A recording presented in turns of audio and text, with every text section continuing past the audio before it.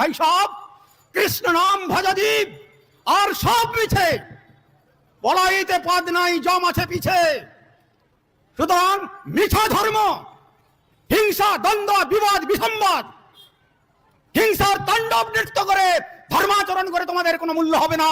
যদি মঙ্গল লাভ করতে চাও, বৃক্ষের মতো সহনশীল হয়ে ভগবান শ্রী গোবিন্দের নাম কীর্তন করো, যে কীর্তনের প্রভাবে তোমরা সেই তোমাদের গন্তব্যস্থানে যেতে পারবে। Back to god and back to or home, this is the message of Gaudiya Math or eternal philosophy, সনাতন ফিলোসফি, সনাতন দর্শন। এই কথা বলছেন, ফিরে চলো মন আপন ঘরে, নিজের ঘরে চলো, এটা তোমার ঘর নয়।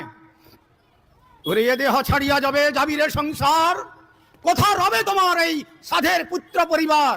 নয়ন মুদিলে সবই অন্ধকার, তাই রাখো রতিমতি ওই গোবিন্দ চরণে। যদি মঙ্গল লাভ করতে চাও, তাহলে দেহ যতক্ষণ পর্যন্ত প্রাণ আছে, ইন্দ্রিয় আছে, শক্তি, তাবৎ করহ কৃষ্ণ পাদ পদ্মে ভক্তি।